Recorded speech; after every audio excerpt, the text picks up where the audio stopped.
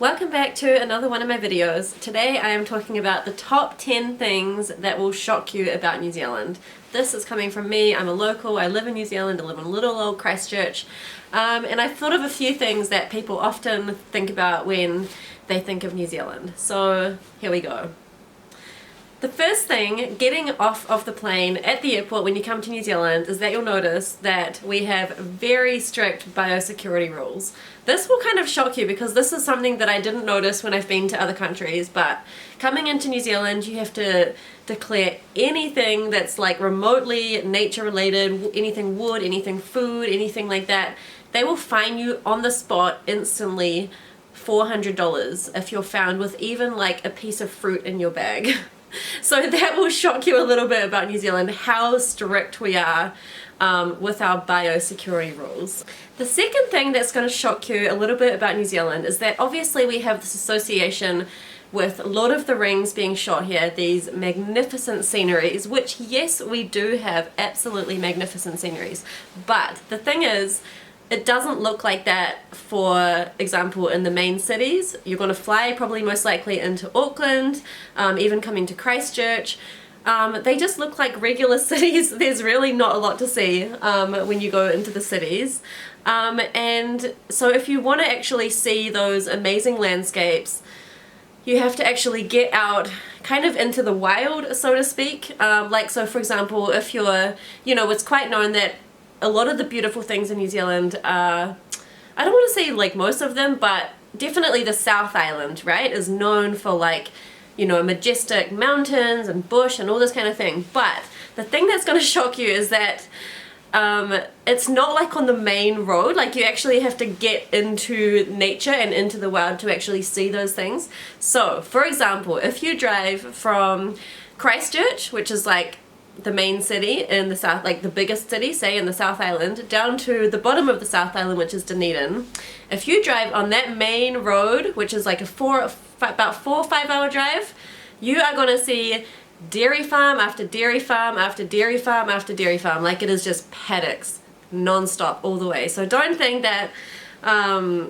you're going to get here and it's going to be like totally amazing. I mean, it is amazing, but yeah, that's one thing that they don't really publicize. Dairy farming in New Zealand is so oversaturated, it's completely overdone. It's actually known to be slightly destroying our environment, to be honest, because it's like polluting the waterways. I mean, any farmer will tell you, no, it's got the best technology in the world and blah, blah, blah, blah, blah. But, I mean, let's be honest. Now, other side, if you come down the west side of the South Island, which is down from like sort of the west coast, if you go down the west coast of the South Island, that's actually a completely different story. You're going to be seeing a lot of waterfalls, a lot of bush, a lot more kind of what you would describe as like typically New Zealand. So yeah. The next thing that you might be a little bit surprised to find out when you get to New Zealand is that we don't tip.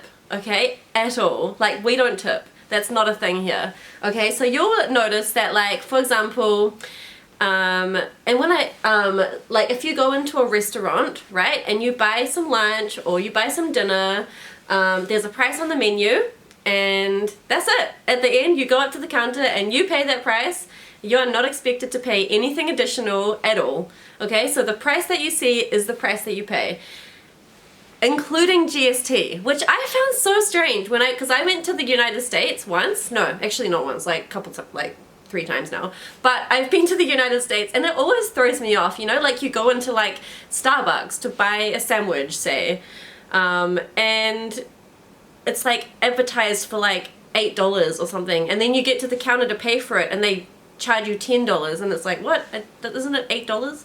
So but it's because they don't include tax. They just like tell you the price without the tax. Next up, that people love to find out about New Zealand is that being in the southern hemisphere, right, our seasons are the opposite, which is great because it means that Christmas time is in summer.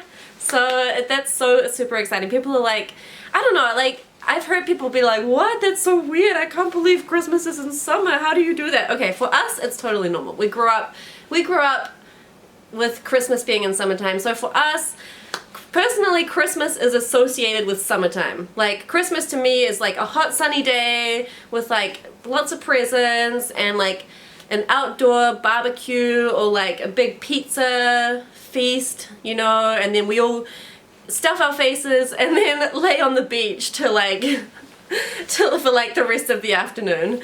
Winter for us is like the middle of the year, so that's like, I mean, it actually works out kind of great when you think about it, because like what you guys consider like spring break in other countries, where you like close for like a couple months of the year or go on holiday or whatever it is, like that for us is like the Christmas New Year period. So we have like the whole year, we have winter during the year, and then you get to like December, schools close, shops close, everybody has Christmas, everybody goes on summer holiday, they go to have their New Year's celebration, and then everything starts back in like February, going back to work and back to school and everything. The next thing that might shock you a little bit about New Zealand is you will probably not see a wild kiwi, like the little kiwi bird. So we all know, or maybe you don't know, but our mascot for New Zealand is a tiny little fluffy flightless bird called a kiwi. It has a really long beak, and they're so adorable. But the thing is, they only come out at night, for one, so you probably unless you're out at night in the bush, in the wild bush at night, you probably are not going to see a kiwi. I'm just going to be honest and say that I have lived in New Zealand for 33 years, and on the mainland I have never once in my life seen a wild kiwi on the mainland. When I mainland, I mean like the North Island or the South Island of New Zealand. But I can tell you this much, I did go to Stewart Island one time, and I actually paid for like a kiwi tour where they take you out at night into the bush and you go like kiwi spotting. That time I did see a kiwi, but just cruising around in the bush at night, you're not gonna see a kiwi. So I wanted to break it to you that unless you go on a kiwi tour at Stewart Island, you're not gonna see any kiwis, sadly, even though they are so cute. Alright, the next shocking thing, maybe I should say, or surprising thing, is actually a little bit sad, to be honest. And I mean, this is going to depend who you talk to. Maybe it's a little bit of opinion here. I'd love to hear your comments, but I'm just going to say it. Sadly, the Maori culture is not actually that common in New Zealand, sadly. So what I mean, like, it's actually really sad because, you know, that is part of our culture, but it's like actually like a minority, and it's like a very small part of our culture. So yeah, it's really sad, you know. Like, for example, I have like been to a marae, which is like a traditional Maori house, maybe like twice in my life. I've never been invited to a hangi, which is like a traditional Maori feast. I've never been invited to a hangi. I've only been to a marae, which is like the traditional Maori house, like twice in my life, and both times they were on like school trips. So it's really sad. Like, you will be able to find Maori culture if you come here, like into New Zealand. I think that there's a place in Rotorua that puts on like a traditional Maori dance and a traditional Maori dinner, but it's very touristic. Like, they just do it because tourists are coming. Like, we don't actually, you know, as a population, right, you know, majority of us, I think like over 80%, I think, from statistics, only like 17% maybe of the population is actually Maori, so it's actually quite a small chunk. Okay, the next surprising thing is that New Zealand is actually really small. So, for example, you can drive from the bottom of the North Island to the top of the North Island, from Wellington to Auckland. You can drive that in a day. Like, it will take you probably a long day, like it'll be maybe 9-hour drive, but it's doable in a day. Like, I've done that a few times. And the same thing, the South Island is a little bit bigger, but same thing, like you can drive from Christchurch, middle of the South Island, to Picton, which is like the top of the South Island, in like 4 or 5 hours. So yeah, it's actually a lot smaller than you would think. And second to last one is that something that else might surprise you is that New Zealand is actually really expensive comparatively. Well, a good example is that we don't have like hostels that I know of. Like, you can't just go on booking.com and find a $20 or $30 hostel. Like, that's not a thing here. Like, you basically have to like pay for like a hotel or maybe an Airbnb or maybe a bed and breakfast even. And all of those are going to be at least probably $100 a night.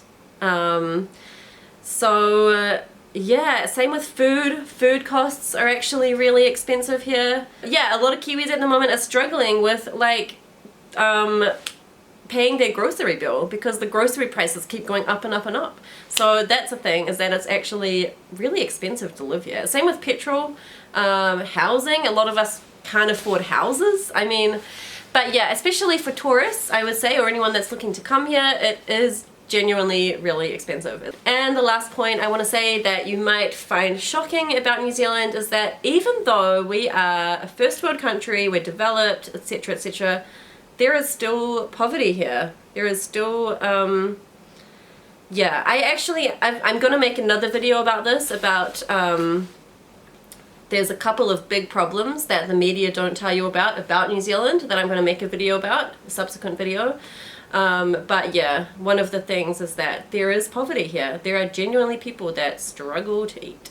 And struggle to pay their bills. Not the same degree of poverty as other countries, but there's definitely still poor people here, I would say, or people that struggle.